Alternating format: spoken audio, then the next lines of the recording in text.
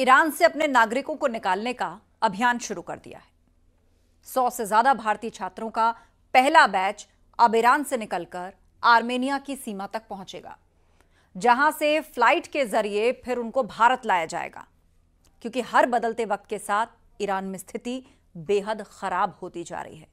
Iran ने जो aggressive attack Israel पर किया है, ताबड़तोड़ बैलिस्टिक मिसाइल जो इजराइल के ऊपर गिराई हैं, उसके बाद अब सबकी निगाहें टिकी हैं कि अब इजराइल इसका कैसे जवाब ईरान को देगा।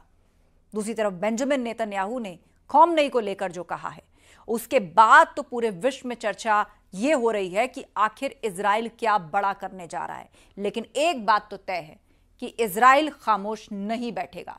इजराइल की जंग जिस जिस से हुई है, उसका मुंह तोड़ जवाब अब तक इजराइल देता आया है।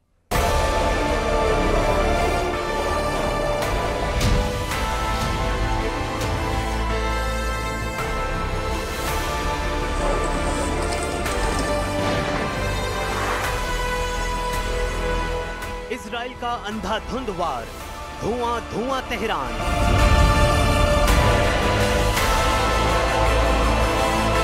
इजराइल के हमलों से ईरान में भगदड़। तेहरान छोड़कर भाग रहे लोग, पलायन के बीच तेहरान की सड़कें हुई जाम। इजराइल के भीषण हमलों के बीच ईरान की राजधानी तेहरान से भारी संख्या में लोगों का पलायन शुरू हो चुका है। राजधानी तेहरान में विस्फोटों की आवाजें रात भर गूंजती रही हैं। सआदत आबाद जैसे अमीर इलाकों तक हमलों की जद में आने के बाद अब शहरवासियों का पलायन शुरू हो गया है। आलम यह है कि तेहरान की सड़कें पलायन को मजबूर लोगों से पटी पड़ी हैं। हर कोई तेहरान छोड़कर जाना चाह रहा है। इजराइल की तरफ से की जा रही जबरदस्त बमबारी से डरे लोग तेहरान की सुरंगों, तहखानों में छिपने को मजबूर हैं। जिस जगह पर आम लोग शरण ले रहे हैं वो 1980 के दशक के दौरान ईरान इराक युद्ध में किया गया था।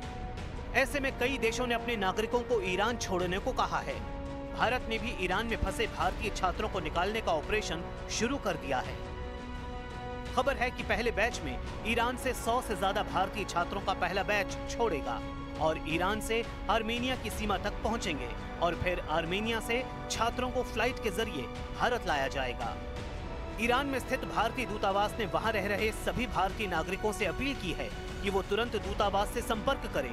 साथ ही दूतावास ने भारतीय नागरिकों और भारतीय मूल के नागरिकों को सलाह दी है कि अगर उनके पास खुद के साधनों से तेहरान से बाहर निकलने का विकल्प है तो वो तुरंत ऐसा करें और किसी सुरक्षित जगह पर चले जाएं।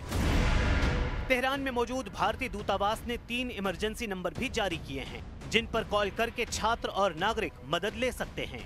एक आंकड़े के मुताबिक ईरान में करीब 10,765 भारतीय हैं, जिनमें करीब 1500 स्टूडेंट्स हैं। इनमें ज्यादातर लोग कारोबारी और शिक्षाविद हैं। ईरान के ज़ादेहान और तेहरान में सबसे ज्यादा भारतीय रहते हैं। युद्ध के बीच तेहरान को खाली करने के सोशल मीडिया पर कई वीडियो वायरल हुए हैं। इसमें लोग ईरान से तुर्की भागने की कोशिश कर रहे हैं और बॉर्डर का इलाका गाड़ियों से अटा पड़ा है। तेहरान में लोगों के सामने चुनौती इजराइल के हमलों से बचने की ही नहीं है, बल्कि पूरे तेहरान में लोगों के सामने खाने पीने का संकट गहरा गया है।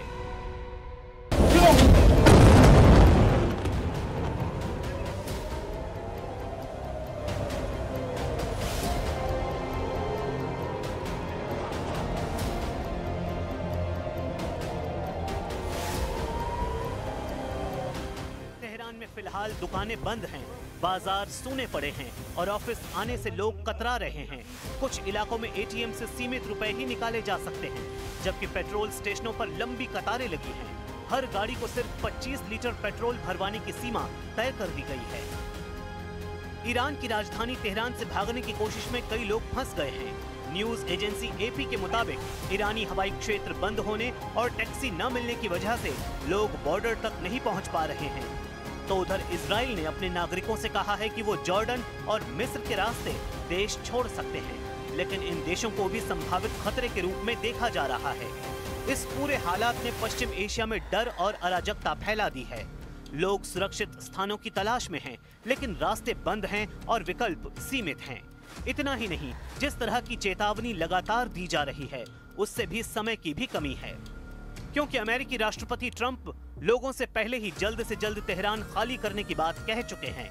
दूसरी तरफ इजरायली प्रधानमंत्री बेंजामिन नेतन्याहू ने भी साफ कर दिया है कि ईरान के सुप्रीम लीडर खामेनेई को निशाना बनाने की संभावना से इनकार नहीं किया जा सकता। हम वही कर रहे हैं जो हमें करना है। नेतन्याहू ने दावा किया कि खामेनेई को निशाना बनाना संघर्ष को बढ़ाएगा नहीं बल्कि इसे खत्म कर देगा।